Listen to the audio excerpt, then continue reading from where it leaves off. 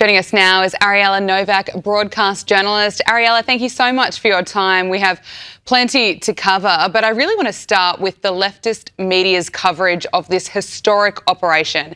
Yesterday on the program, we played Rachel Maddow just crashing out on MS Now. We've heard from some of the hosts on The View. Whoopi Goldberg saying she's mad about all of it, which is awkward for some of those hosts on The View who hate Donald Trump so much, and I would argue some hate America. Whoopi Goldberg thinks that black people have it worse living in the United States than people do in Iran. So this week, a Conservative co-host, Elizabeth Hasselbeck, had to explain that women have been oppressed by this regime. Let's take a look. Secretary of War Pete Hegseth has said that this is now the time for the Iranian people to stand and do what they need to do. And when when you look at what women looked like and were treated like, we have a before and after.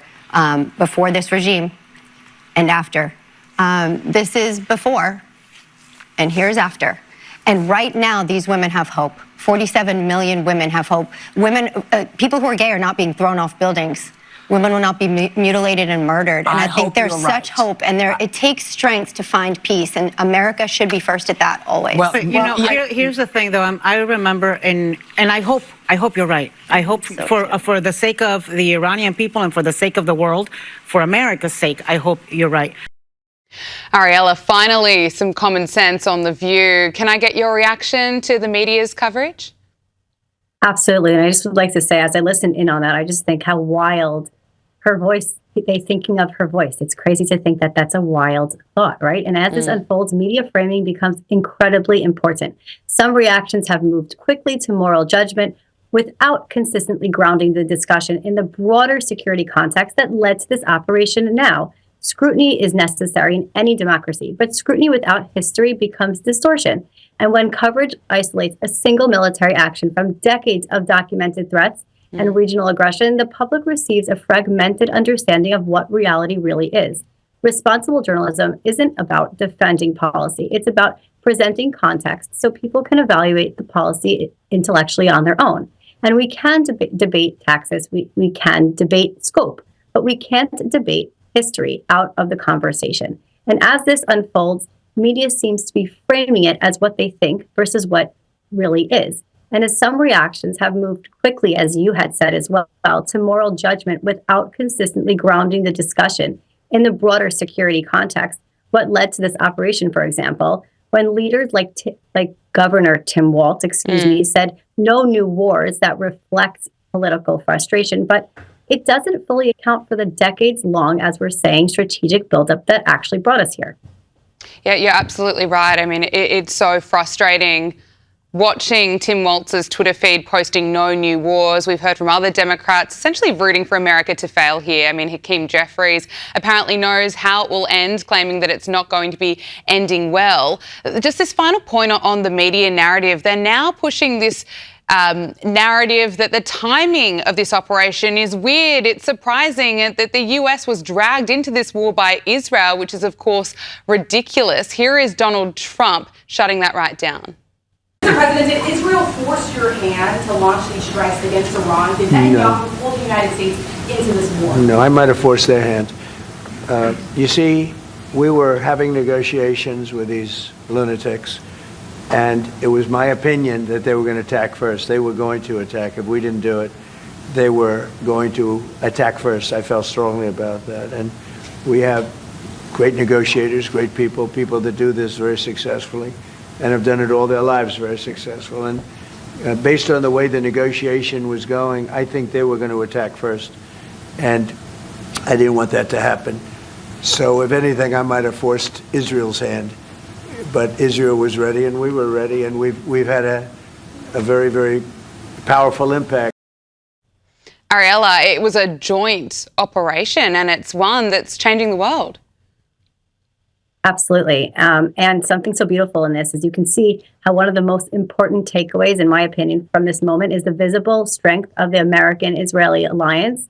The partnership is not transitional, it's strategic. It's built on shared intelligence, shared domestic democratic values, and shared security interests, and decades of operational coordination. When adversaries see that the alignment is in action, it changes their calculus. And when allies see it, reinforces stability in completion. The global message here is not just about Iran. It's about the reliability of alliances. It's about whether democratic nations stand together when confronted with long-term threats. Strong alliances deter aggression. Weak or fractured alliances invite it. And what the world is witnessing right now is the durability of a partnership that has shaped the regional security for decades to come. And that's a beautiful thing. The other thing that we keep hearing from Democrats and some in the media is that this is going to be a forever war. Here is Vice President J.D. Vance shutting that right down on Fox News. And there's just no way, I said this before the conflict started, I'll repeat it again, there's just no way that Donald Trump is going to allow this country to get into a multi-year conflict with no clear end in sight and no clear objective. What is different about President Trump, and it's frankly different about both Republicans and Democrats of the past, is that he's not going to let his country go to war unless there's a clearly defined objective. He's defined that objective as Iran cannot have a nuclear weapon and has to commit long term to never trying to rebuild their nuclear capability. It's pretty clear, it's pretty simple, and I think that means that we're not going to get into the problems that we've had with Iraq and Afghanistan. Ariella, what's your assessment of Vance's position there?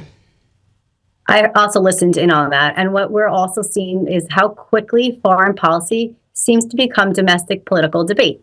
For example, what we just saw here, some Democrats are raising constitutional concerns and questioning executive authority, while J.D. Vance, as we just saw here, and the administration voices are emphasizing limited objectives and strategic containment. In fact, as our Vice President Vance just has stated clearly, that President Trump will not allow this to become another Iraq or Afghanistan-style war. He's emphasized that there will be no multi-year conflict with no clear end in sight.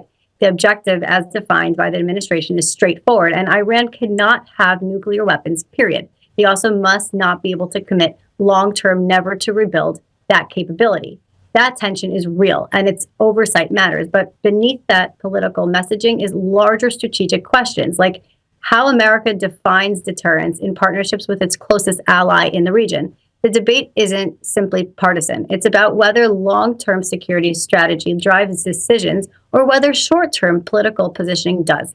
Foreign policy requires predictability, clarity, and credibility. And that's what allies look for. And that's what adversaries calculate. So when we look at this picture, these objectives are clear. Absolutely, they are. Right now, we're 4 days into this operation. We're seeing Iran retaliating, launching a wave of strikes across the region. We know a drone has struck the American consulate in Dubai, and there are reports that strikes have targeted Tel Aviv. I know that you're in the United States right now, but what can you tell us about the situation there?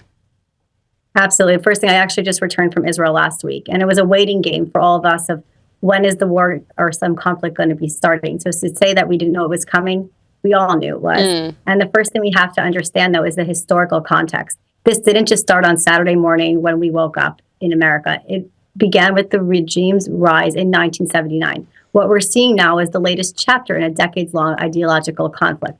The current Iranian regime has embedded hostility towards both Israel and the United States and its governing ideology for more than 4 decades. So while many of us woke up to these headlines over the weekend, the strategic tension has been building for years through proxy warfare, missile development, and regional destabilization. We also have to acknowledge something serious here. In any military confrontation, there are going to be casualties, which we have had already on both sides.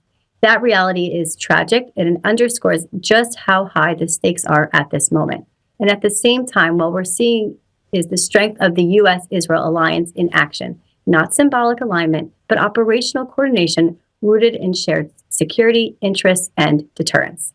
Ariella Novak, broadcast journalist, thank you so much for your time. We really appreciate it. My pleasure. Thanks for having me.